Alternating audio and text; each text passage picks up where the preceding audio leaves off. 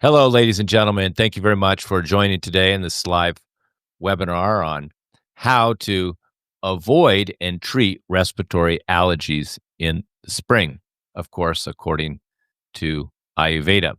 Um, Now, of course, in Ayurveda, the spring season is kapha aggravating, which leads to these respiratory allergies like nasal congestion, sinus issues, sneezing, coughing, runny nose, and of course, all types of seasonal allergies. Um, and this is due to the warming temperatures in the spring, liquefying the accumulated kapha or mucus, we could say, that accumulates during the winter, leading to excess mucus and lowered immunity if you don't manage it. Now, I know a lot of people have respiratory allergies every spring, and they've kind of resigned to that as part of life. Well, don't accept these, you know, health issues. If you're having respiratory allergies, the first thing you have to accept is it is treatable.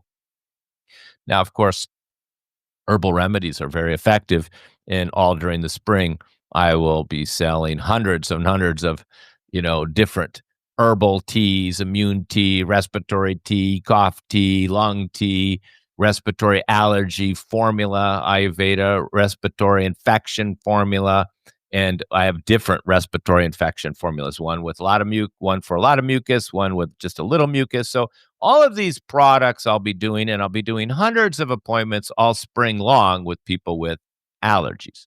Now, of course, in these appointments, I educate them on how to not get the allergies next year, which means every year I mostly get new clients, but who for the first time are learning that these respiratory allergies are treatable. But I still get returning clients that have not learned this lesson yet, that they need to change their lifestyle and particularly diet at this time to prevent respiratory allergies, in the spring. And this is, could be your seasonal allergies, could be your cat allergies. In Texas, they call it cedar fever when the cedar comes out. And this is all treatable. And in fact, we're going to talk about today on how it's avoidable. When we really talk about treatment, we're going to talk about using the herbal remedies. But what we're really speaking about today is how to avoid it. Now, because spring is a kapha period, we want to balance kapha. This is a fundamental understanding you have to have of Ayurveda, that all health issues are due to imbalances of the doshas, vata, pitta, and kapha, and the accumulation of ama. And that's exactly what happens in the spring from the accumulation of kapha during the uh, uh, winter months. And then as it warms up and liquefies, this creates the mucus and the ama, which is toxins basically, and creating the immune reaction and then creating the allergy. See, Ayurveda is a very different system than the West. I mean, the anatomy is different, the treatment's different, the diagnosis is different, everything is different because it was designed thousands of years ago, and they don't concern themselves with nutritional points. This is a modern concept. And are more into avoiding and stay health issues. And this involves staying in tune with nature. And this involves changing your diet for the season. So to balance kapha at this time of year, kapha, of course, is heavy, cold, moist, stable, so these are qualities of a kapha person who has a kapha imbalance, but it's also the qualities that in the season itself, just like winter is more vata, where it's cold and dry, in the spring, we have more uh, warm and moist. So, uh, you know, so what is it? What should we be doing? We should be having more lighter foods, more drying foods to absorb the mucus, more warming and heating foods. This means to avoid a lot of dairy. For example, I was doing a lot of milk during winter time, and I still do it during summer because it's extremely cooling. But now I'm doing more coconut milk. Coconut milk is also very cooling and not as heavy. No fried foods, less sugary foods, and absolutely no cold foods. One of the biggest causes I see of respiratory allergies, even people that end up contacting me because they have, they're on a CPAP machine. They can hardly breathe. They got so much mucus. And of course, I'm getting people off of the CPAP machine, but I have to address the cause. I mean, of course, I have herbs that can treat this and help clear the mucus right away. But generally, the cause is the same for most of these people, and that's having cold foods, cold drinks, ice water, iced tea is the worst thing you could have in the springtime. A little bit safer in the summer when it's hot, but during the spring, we should have warm foods and, ginger, onions, spicy foods, hot teas, ginger tea, and a lemon, garlic, these things that are warming and heating.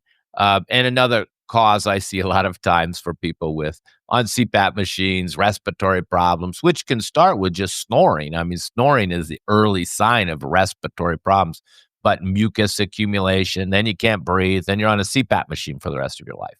This is what I see. And then that's when they usually come to me. Nobody really comes in the early stages for snoring, even though the wives do complain about it.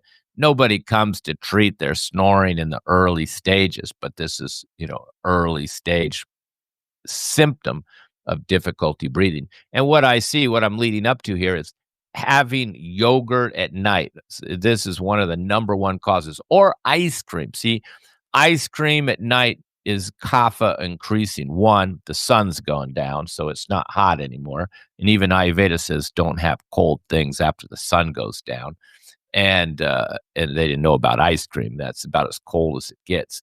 And then ice cream, particularly if it's got dairy in it, it's heavy, then it's cold, then you're having it late at night. So you're breaking three rules there in spring. You're having something cold, heavy, and you're having it at night. So they're having this ice cream every night and or yogurt. Sometimes it's yogurt or both, and then iced tea during the day. And I've had many cases where I just told them to eliminate that. Of course, I sent them, like some respiratory allergy tea. I have respiratory allergy formula. I have respiratory tonics with high mucus. I have respiratory tonics with low mucus. So I have the herbal products that will clear it quite quickly. But many people get back to me and say, hey, I just stopped the ice cream, the cold foods, and started drinking ginger tea, and my whole respiratory problem went away. And I'm off the CPAP machine. Now, the herbs help to clear out the mucus, but if they wouldn't have made those changes in their diet, they would have had to just take the herbs forever, just like they have to take their medication forever. So, again, kapha pacifying foods like hot soups with garlic and ginger, cooked leafy greens, beets, and lighter grains than wheat, more like barley, quinoa. Millet's a very dry, light grain.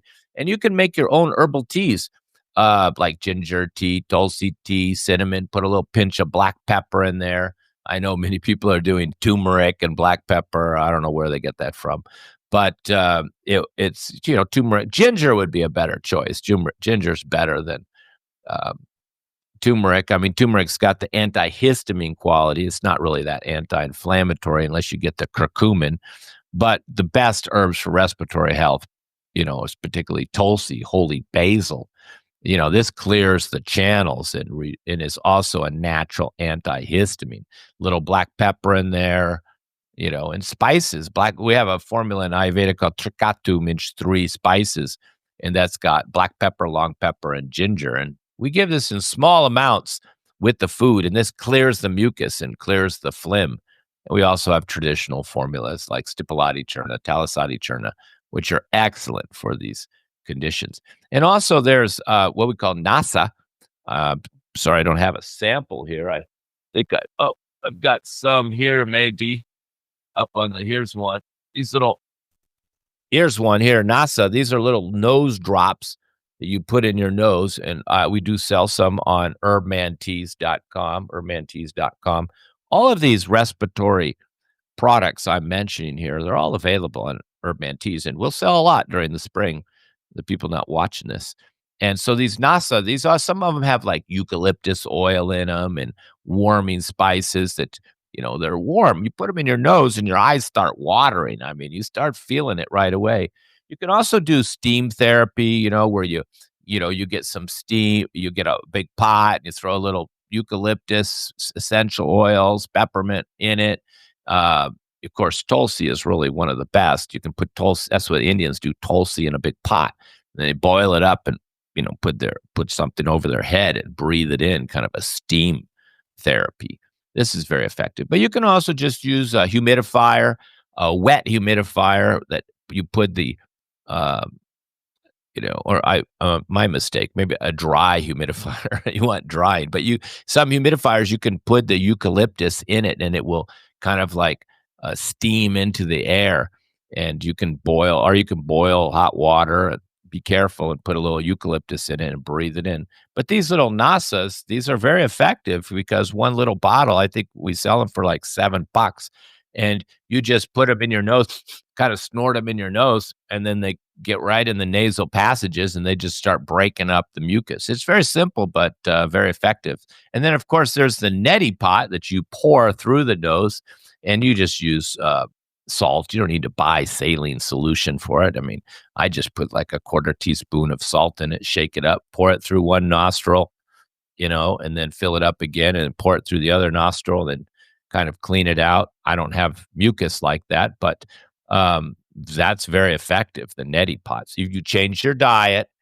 have warm foods, get rid of that heavy foods, the kapha increasing foods, and animal protein is the most kapha increasing. So instead of eating hamburgers, have like white chicken and fish, lighter meats, and less dairy for sure. And of course, now in the springtime, this is the best time to fast. It's the best time to cleanse. It's the best time to, lose weight and to go down to 2 meals a day, or some people maybe even 1 meal a day. It's the best time for fasting. Online people talk about fasting, but these people, of course, have not studied Ayurveda. That they're researching on YouTube, I guess, because everybody seems to repeat the same thing. But you shouldn't be fasting during winter. You shouldn't be fasting during when it's cold out. Now is the time to fast. And of course, if you do fast, you fast a whole day, not 12 hours and start pigging out at 3 o'clock in the afternoon. Some people say, oh, you just got to fast for 16 hours or 12 hours, and then you get to eat again. No, you should always break a fast. And I remember being taught this when I was a young man in the 80s in India in some Ayurveda class I was going to. Break a fast always in the morning. And you can fast. It doesn't have to be, only water. I mean, you could have fast all day on Tulsi tea, fast all day on ginger tea. I mean, and, hot, warm tea. This will clear the mucus right up, and then start to eat again the next morning, not the night. Never break a fast at night. And I do get a lot of patients who I guess they're on YouTube. This is how I learn about this. Of course, I'm not watching this stuff on YouTube, but I get patients coming to me. Everybody's like, mushrooms, mushroom coffee. Oh, what's going on? It's like, oh, it must be popular now. And now everybody's like fasting. And they're basically doing these, not eating all day, even if they're hungry. And then they come home and they start eating at 4 o'clock because they're just counting, oh, I fasted for 12 hours. You don't understand that, for a lot of these people, I was telling them to fast anyway because I told them have 2 meals a day and no snacks. That's fasting. If you're a kapha person, you're overweight and it's spring or the summer, I already probably told you, only 2 meals a day and no snacking except a little fruit. So in a sense, you were already fasting. They just didn't see it as that because they were on YouTube watching something that made them believe they had to not eat all day and then they could start eating in the evening. Well, this is incorrect. You should just fast. Only kaphas really should fast. Vata shouldn't fast at all. We get a lot of thin vata people, particularly postmenopausal women. They have degenerative bones, osteoarthritis, other degenerative conditions like their hair falling out or osteopenia or their nails are weak and they're fasting. And I always say to them, you can't build your bones and stop your hair from falling out by fasting. It's the wrong thing to do if you're a thin, depleted, underweight person. Now, of course, a lot of thin people don't know they're depleted. They just think, hey, they're thin, they look great in a bikini, and they're very happy with that.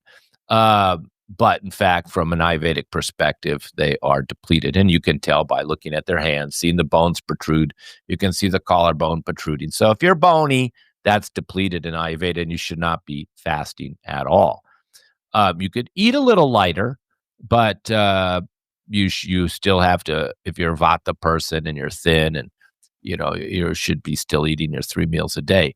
It's the kapha person that really is going to do the best with fasting. And this is kapha time of the year.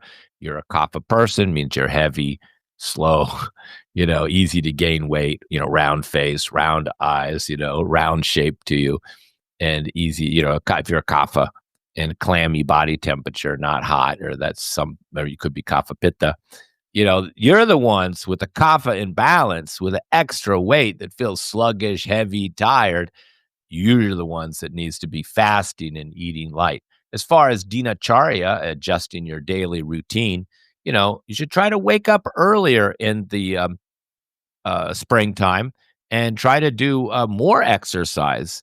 It's hard to exercise sometimes when it's freezing outside and there's ice on the road.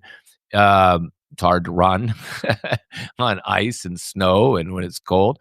But now is the best time to do brisk walking, yoga, get up early to, do a little walking or some exercise or some light weights and some breathing practices. And of course, avoid naps in the day. A nap is a weight gainer if you nap during the day.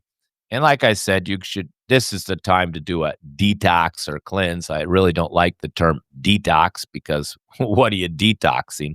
And we have 78 organs and, certain major organs we want to cleanse: our liver, our colon, our skin, our lungs, our blood. Any of these can be detoxed or cleansed out. So it's really quite individualized there's really no one detox for everybody. But by eating light, maybe starting having lemon, ginger tea, maybe stopping all animal protein for a while and just doing a khichdi cleanse, which is mung dal and brown rice, and taking at least some herbs at night for your colon. That would be the minimum cleanse. Of course, as my patients are coming to me these days, many of them I'm recommending they do a cleanse, and everybody's different. So I give different colon herbs. Some people have already 3 or 4 bowel movements a day, so you only give them a very light colon herb. Some people are very constipated, so I have to give them stronger herbs. Some people are warm, so I have to give them cooling herbs. Some people are cold, so I have to give them heating herbs. So you can't give the same people the same cleanse. So these are just basic guidelines to reduce the kapha and get rid of this ama, this toxic buildup, which is generally in the form of mucus. So you're just trying to clear the mucus. If you have mucus, sneezing, runny nose, you're the one that needs to do the cleanse and eat lighter.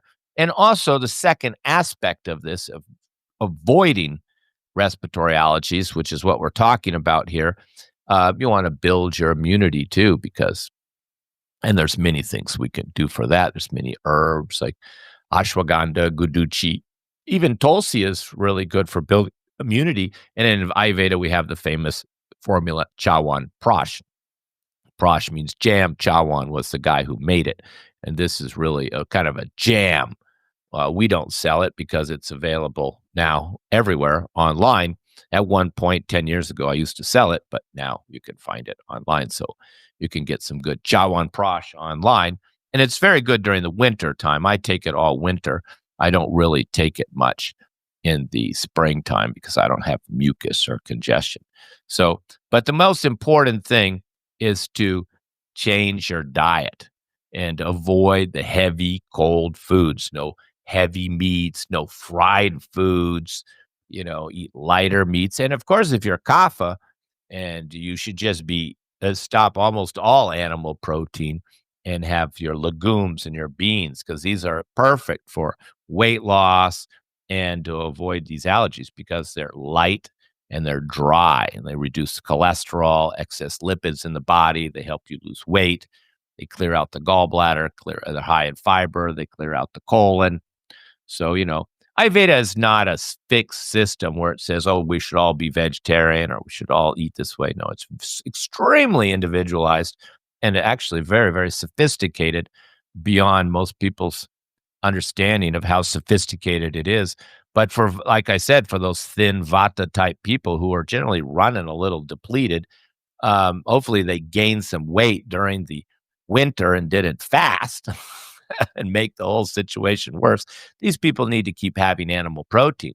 And then, of course, the heavy kapha who's 40, 50 pounds overweight, he doesn't need any more animal protein. He should be doing the legumes and 2 meals a day, dry, hot foods to help to lose the weight. So just to review, warm, spicy foods and herbs, steaming, nasa, this oil therapy, immune boosting formulas like Chyawanprash, proper sleep, little home detoxes like lemon, ginger water, doing a 1 week khichdi cleanse with no animal protein except for ghee. Ghee, the advantage of ghee is they've removed the animal protein. It's like the oil of the butter, and the butter's the essence of the milk. So ghee, it doesn't have the mucus creating bad cholesterol creating properties. So that's why Ayurveda only advocates for ghee, not butter. Okay. So I hope that motivated you to, change your diet and to, avoid these respiratory allergies in the spring. But of course, if you still get them, then contact me. We'll do an appointment. I'll review your diet, and I'll give you the herbs. My name's Kabir Southwick, Ayurvedic doctor and pharmacist, and practiced for 27 years and doing Zoom appointments worldwide, and the founder of Urban Teas, where we can find most of these products. That's urbanteas.com for more information about the products or doing an appointment with me. Thank you very much, ladies and gentlemen. I wish you the best of health, and I wish you a spring without any allergies or congestion.